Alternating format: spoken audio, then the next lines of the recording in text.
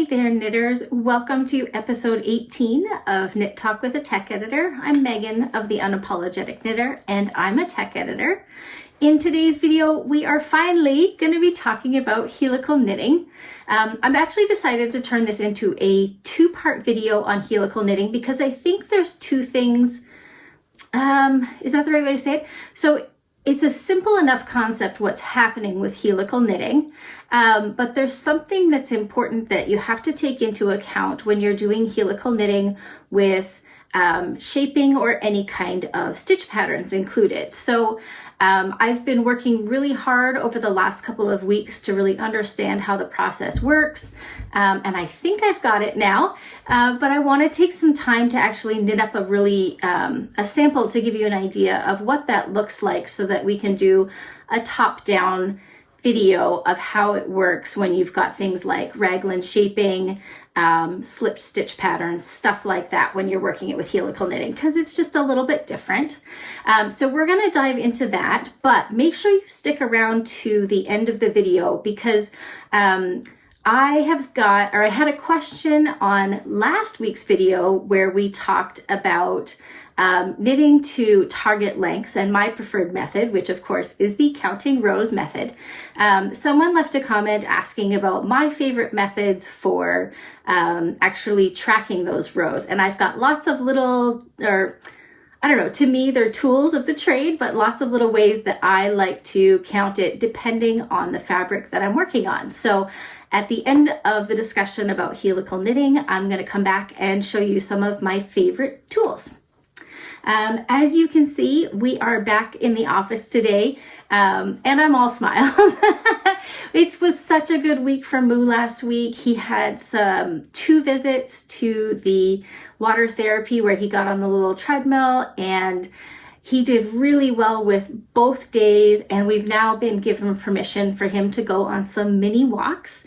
So we're only walking for about 5 minutes at a time, and we don't get much more than about 500 meters, 500 feet. 500 meters would be a very long way. 500 feet, and it is slow going, but his recovery has been amazing. So we are back in the office today.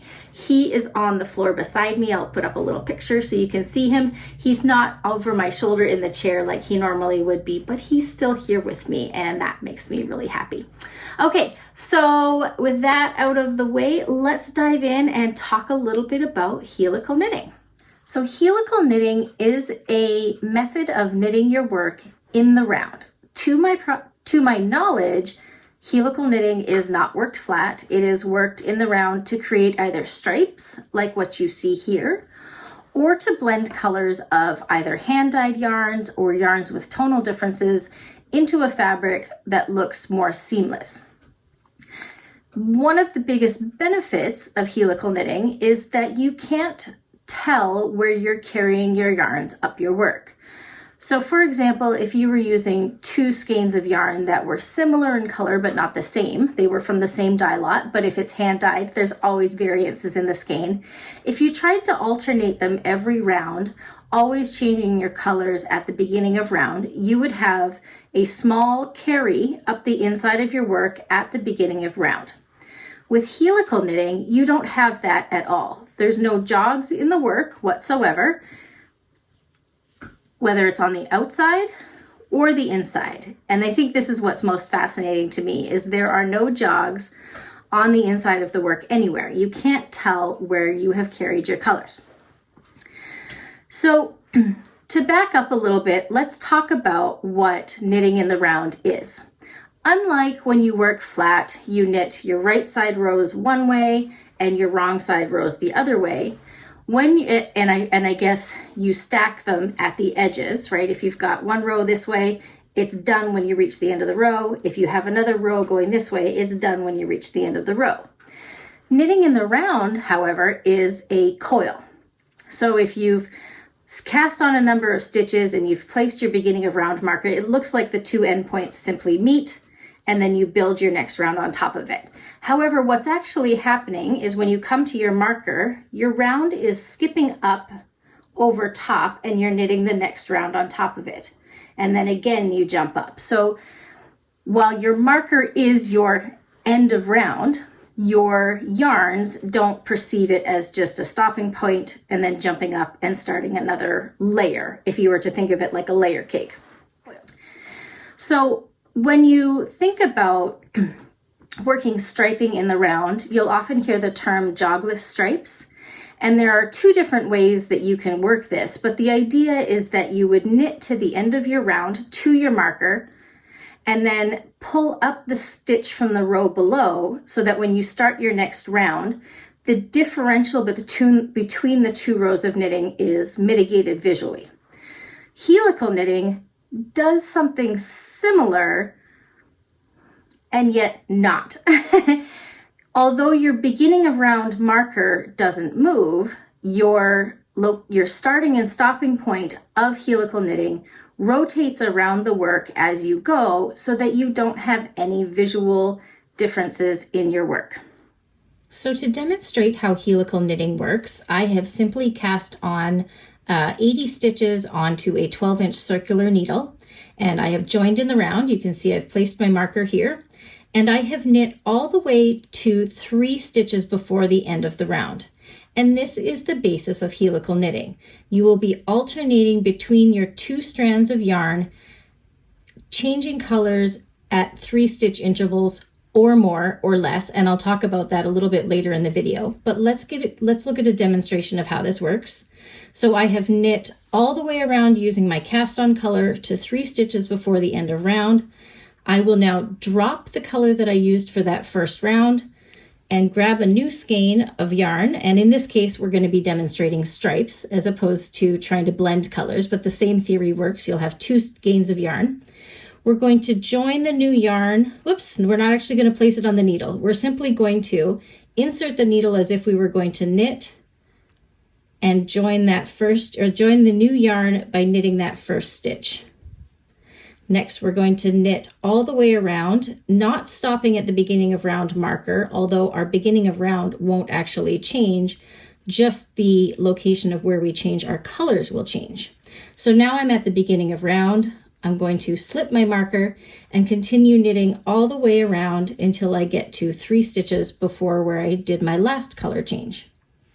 So by the magic of video, I am now back at close to the end of the round, but I am now 3 stitches away from where I dropped my last yarn. Your indicator will be finding 3 stitches in your previous color. So now we're going to drop the yarn that we just knit our most recent round in and slip these 3 stitches that we left unworked to the right hand needle purlwise and pick up that old yarn. And now we're going to knit to the beginning of round marker, slip the marker, and repeat. We're going to knit all the way around to 3 stitches, or until we have 3 stitches left in the blue yarn.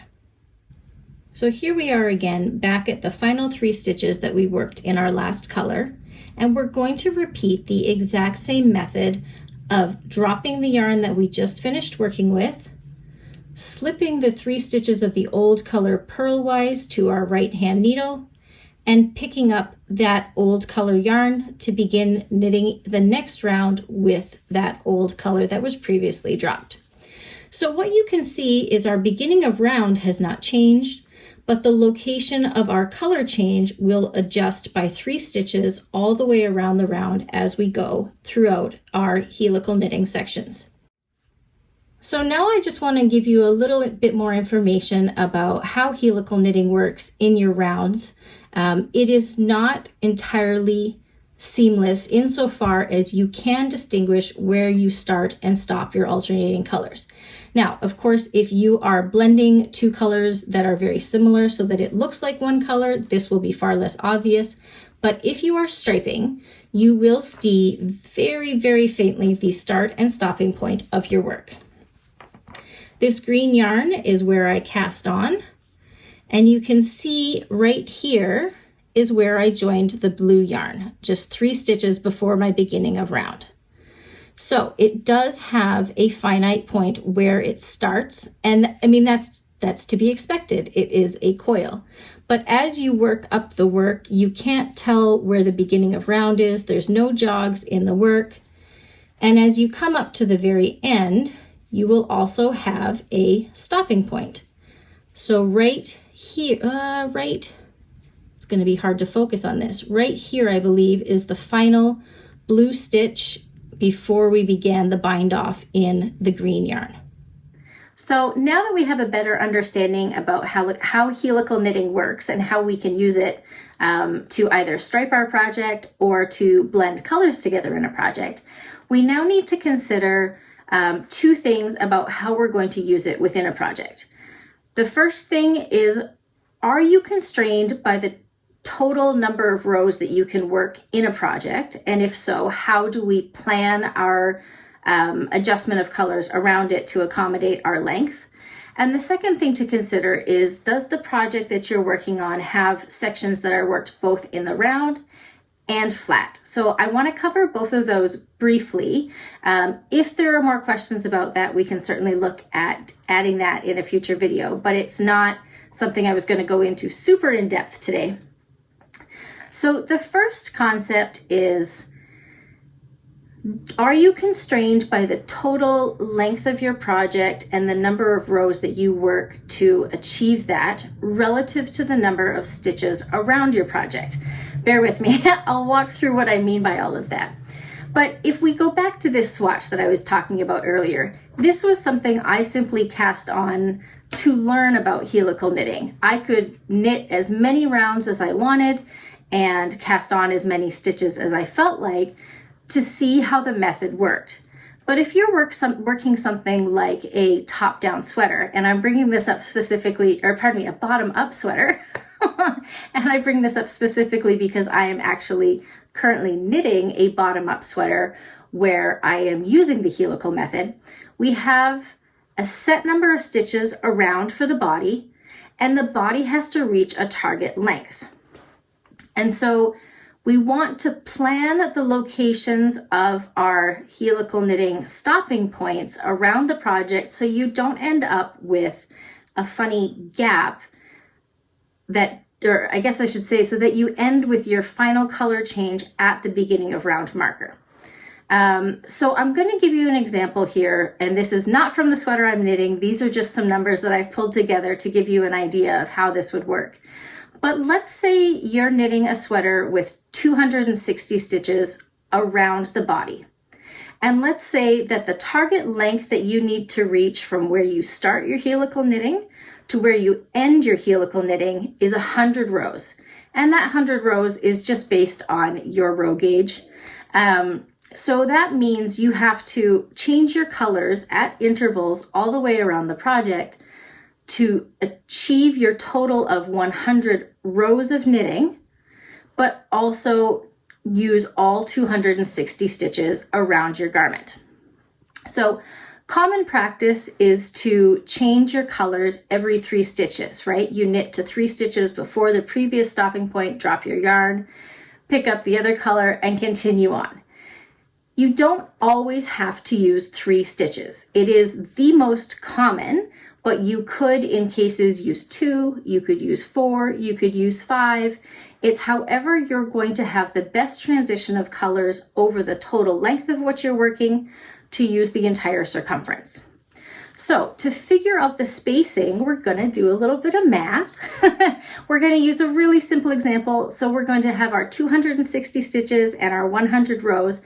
We're simply going to divide our 260 stitches by the 100 rows, which is 2.6, which tells me when we round that number up and round that number down, that we're going to work intervals of skipping 2 stitches and intervals of skipping 3 stitches across the round. Now, how you space this out is largely up to you. I'm someone who likes to keep things really even across the round. So I know that I would need to work, I've got the math on the screen here, I would need to work 60 intervals of 3 stitch spacing and 40 intervals of 2 stitch spacing over the entire circumference. And what that means is when I start, if you're knitting a sweater, if you start at the bottom and you start changing your intervals as you work up the sweater, when you have worked your 100th round, your final stitch change should be at the beginning of round. And that's why this is important.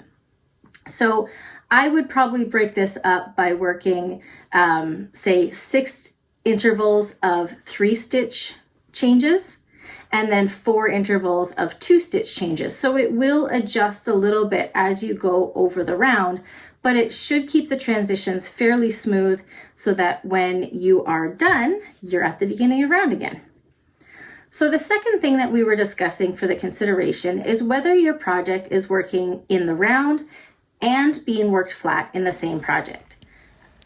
So when you're working a drop shoulder style sweater from the bottom up, you're typically going to be knitting the body in the round, and the front and back halves of the yoke will be worked flat. So you're going to helical knit all the way up the body until you start to divide the yoke in half. From this point, you need to work the front and back halves of the yoke flat. Typically, you want to work across the right side rows, turn the work, and work the wrong side rows back in the opposite direction. But to try to maintain the changing of colors every row, we need to make a slight modification to how we work our front and back halves of the yoke in terms of the order of operation. So instead, what we want to do is work across the right side rows from right to left as we typically would. And instead of turning the work to the wrong side when we get to the end of the row, we want to slide all of the stitches back to the other end of the work and actually work across the right side row a second time. This allows us to use the alternating colors to maintain the striping of the work to match the body. When you get to the end of the right side row after working it the second time, you're going to turn your work to the wrong side and repeat the process. You'll knit from right to left on the wrong side, and when you get to the end of the row, instead of turning the work to the opposite side, you'll slide all of your stitches back to the other end of the row and work it that way again. Of course, if you are working on a project that is the same style where you're going to have to work a section of it flat, you have to decide whether you feel comfortable adapting the pattern to work the wrong side rows as right side rows. For some patterns, this is going to be far easier than for other patterns. So you do have the option to work the entire yoke flat using one color if you've got enough yardage to do that, but you may still end up with a visual break in your work if you go from helical striping in the body to just a solid color in the yoke. However, if you've been successfully blending your colors using the helical method in the body, it would probably be less stark. So my recommendation would be that if you're going to use that method where you are helical knitting in the body, but you're going to use a solid color in the yoke, I would recommend swatching first. Swatch in the round using the helical method, and then stop working in the round and work flat using just one color. It would just give you a better idea of what that color transition would look like between the helical knitting and the project worked flat. All right, so with that done, and I'm sure there will be questions, hopefully there will be questions, or they will be questions that I will get to answer in next week's video where we talk about implementing helical knitting with some stitch patterns. But before I go, I did want to talk about some of the tools that I use to track my rows when I'm working projects to a measured length, or rather to a target length using the counting method. So there are lots of variations on what I'm going to show you. I'm going to show you what my favorite tools are. I am not sponsored in any way by any of these companies, so I'm not getting any kickbacks for sharing about these products. They are just ones that I have sort of curated for myself over the years, and I will put links to everything that I can in the description below the video. So first and foremost, the simplest tool that I use with most of my counting are these really simple, they're like, I think they're called coilless paper clips, I think is what they're called. So there's just a bulb on one end, and then on the other end, it's like a safety pin, and it clips open. So the reason I like these is they're really fine. The metal is very thin, and you can clip it into your work when you're going along. My preferred, or I should say the time when I almost always use them, is when I'm knitting socks, and specifically textured socks. So I will use them to count up the rows in my project every 10 rows. Some people prefer every 5 rows, every 20 rows, whatever works best for you. I like to do every 10 rows because I am very much a habit knitter, and I know that I always knit my leg of my socks to 60 rows past the ribbing. So my ribbing is always 14 rows, and my sock leg is always 60 rows before I start the heel. So that's why I do 10s. But I use them on socks well, any fabric, but largely on socks where there is a textural pattern. So the reason I say a textural pattern is because when I'm knitting just a plain vanilla sock, and this one is striped, which makes it really convenient, but when I'm knitting just plain stockinette, I actually don't use any markers at all. I count up the V's as I'm going, but that is just something that works for me because I can read my knitting really easily. I know not everybody has that same ability depending on where you're at in your knitting journey. So I definitely always recommend these little coilless, now I've lost the name again, coilless safety pins or coilless paper clips. That doesn't make sense. They are safety pins. I think they're coilless safety pins. I will find the right name for them and make sure that they're in the description below the video with the right name. The ones that I received were just a gift from a company that has now closed. It was Knit Pearl here in Portland, Oregon. But there are lots of companies that carry them. So I'll make sure I find one that still has them in stock for you. The next product that I really like is from Coco Knits. These are stitch markers that have an opening in them, and I use these largely on projects with a larger gauge. They serve a very similar function insofar as you can slip them into your work. Let's see if I can easily slip one in here. They work very similarly to the pins that I just showed you, but essentially you can slip them under both legs of one of your, oh, I'm over a stitch. This is what I get for doing it backwards. Under both legs of a stitch, and then you can just twist them around and they hang on your work. So these ones are very, very large, so I tend to use them on heavier weight projects. I don't use them on my socks just because they're a much thicker metal. But the lovely thing about them, hopefully they won't dump out, is they come in all sorts of colors. So you could say, if you're tracking specific rows in a pattern, you could say, okay, anytime I've tracked with a green, I know I'm working from this particular chart. If I'm using orange, I'm tracking a different part of the chart. So it's kind of nice that they are multicolored. These little clips tend to either be metal or just one color. Okay, and then the other two products that I really like are row counters, and there are so many options out there. These are just two that I have found. One most recently that was a real treat. The first one is the Coco Knits Click Marker, and it very simply, you just click and it counts your numbers up as you go.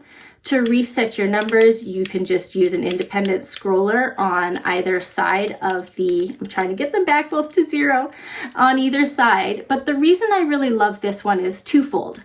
One, it is metal on the back. So if you are using your iPad, which I am today, I just clicked it down, you won't be able to see it, but I'll take a photo of it and put it up on the screen so you can see what it looks like. It sticks to the base of your iPad.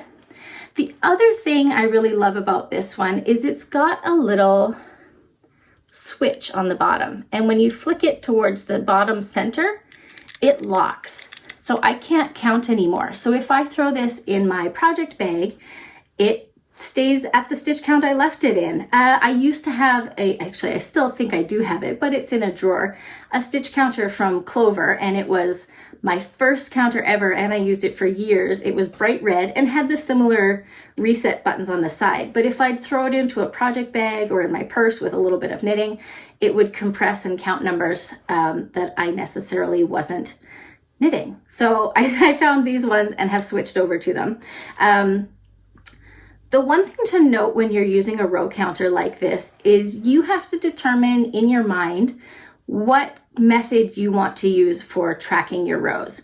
I'm the kind of person who doesn't click up to the next row until I've completed it. So if I'm reading a chart, reading row 1, I don't click to 1 until after I've knit the entire row. There are other knitters that I've met that work the other way. They say, well, I'm on row 1, so I click it to row 1, so that if I set my knitting aside and I come back to it, I know I'm working charted row 1. Whereas if I come to it and I see a 1, I know row 1 is done and I need to move on to row 2. So this is my most portable, my most used stitch counter, and I love it, or pardon me, row counter, and I love it. Okay, now the last one, I'll admit, this one was quite a treat. This was a gift from my husband, and it is fairly new on the market. I've posted about it on Instagram before because I love it. It's called the Nanu counter. Nanu Electrics is the company, and this is the tracker right here. It's got such a lovely clicker, and you can go all the way up to 9,999. So, I mean, you could count every single stitch if you really wanted to when you're knitting. But it sits in your hand, and it's probably just shy of 2 inches tall and 2 inches in diameter.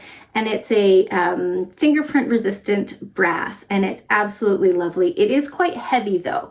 So this is one that's meant to be sort of left on your tabletop next to your project. I wouldn't put this in a bag. It would be quite heavy. And then to reset it, you simply roll the numbers along and it goes all the way around to 0. And I have to remember that that was at 37 when I started because I'm actively using this for a project right now. Okay, friends, so that is where we are going to leave it for today. I hope you enjoyed learning more about helical knitting and how it functions. And I will see you next Wednesday where we look at how to incorporate helical knitting into projects where there are stitches or increased stitches like raglan or decorative stitches like slip stitches. And for that one, you're going to want to make sure you've got a cup of coffee because it's a bit of a mind bender. Thank you so much for being here, as you always are on Wednesdays. And that's it. Have a great week and happy knitting.